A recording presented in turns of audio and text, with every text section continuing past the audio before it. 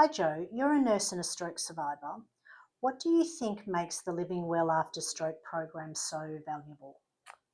That's right, Di. I am a nurse by background, and I think health has always been really important to me.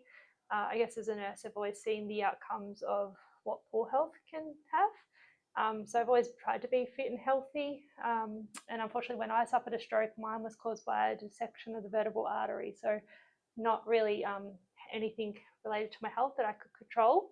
But I do know that being reasonably fit and healthy, well, I believe I should say, helped my recovery. So that, you know, health and well-being has always been important to me. And then now having suffered a stroke, I guess even more so in that, I can't control what happened. I can't change anything, but I can make the most of my health going forward. So I think the Living Well After Stroke program is an amazing program where it helps people be supported to achieve better outcomes for their health, which will then try and reduce the risk of further stroke, which is really important. And how do you do that? How do we do that? Well, it's about a little bit of, through the program, a little bit of education. We start with talking a lot about the health behaviours that we can control that can improve our health. And then we know if we can focus and improve those health behaviours, that will reduce the risk of further stroke. And it's done in an online area, isn't it? So people Correct. sort of log in, they're part of a group, Yes. so they can log in. From anywhere. Yeah, it's amazing. So we run very small group sessions of only up to 5 people, which I love. It really gives everybody the opportunity to participate and, voice any questions or concerns that they might have. And, it gives everybody that individual time. So yeah, online on Zoom, up to 5 individuals per session, and they can log in from anywhere. So as long as they've got some sort of device that they can log in from, so it might be an iPhone or a smartphone, iPad, laptop, computer, whatever it might be. So long as they have internet access, really, we send them the link, and literally all they need to do is click on the link and join our session. So yeah. Easy. Joe, many people worry about having another stroke. How does the program help people understand and manage their risk? Yeah, they do die, and I'm one of them, so I totally understand that fear. The program provides some education on some of the modifiable health risk factors for stroke, and then we help them identify one health behaviour that they'd like to work on to try and reduce the risk of further stroke. So we really focus on the fact that, while we understand that fear is real, let's focus on the things that we can control, and trying to improve our health, and these modifiable risk factors are really something that we have control over. So we try and provide them support to identify that goal, work on improving or achieving that goal and improving their health, and then hopefully reducing the risk of further stroke. Now, it's done in a peer environment, a small peer environment, 5 people. Do you find that actually adds benefit to the program? Oh, absolutely, yeah. I think the fact that they're run with up to 5 stroke survivors or people who've had a stroke or TIA, they're very small groups, gives the opportunity to provide each other with support.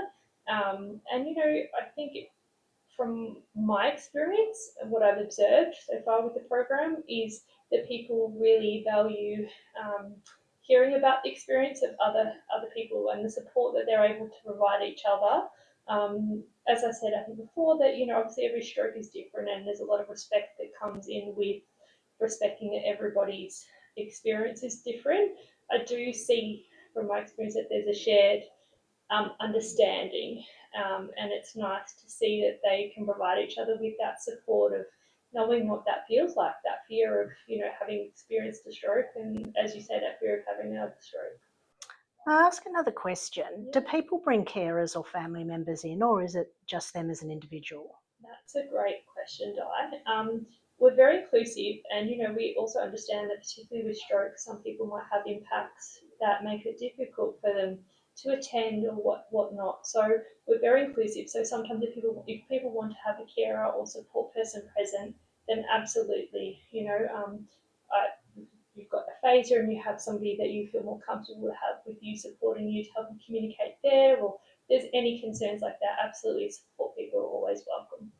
Joe, what are some of the most common things people are struggling with when they join the program?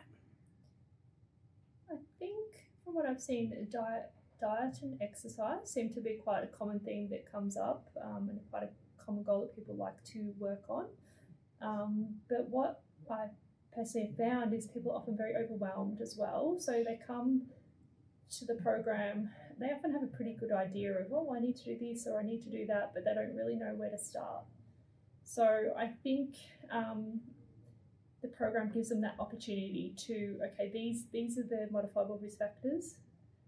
Which one is your priority right now? So we start with one, we really break it down, try and keep it simple for them so that they don't have that feeling of being overwhelmed of, I need to do this and I need to do that and whatever that might be. So just trying to keep it simple, supported, and helping them to achieve that goal. But I think on the whole, probably improving their diet and exercise seem to be quite a common one. I think it's a common one for everyone, isn't it, really?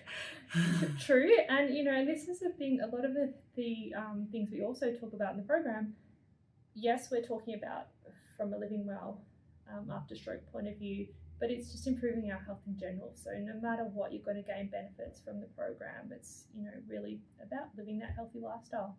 It's awesome. So if someone was on the fence about signing up, what would you say to encourage them to give it a go? Yeah, I'd say absolutely give it a go. It's such a great opportunity. It's free, it's online, it's accessible, it's supportive, and we really are here to help you. There's no judgment, there's no expectation. It's all a very supported environment to help you improve your health so that you can reduce the risk of further stroke or TAA. And, if you're still feeling a little bit uncertain, give us a call on Stroke Line. We are here 9 to 5, Monday to Friday.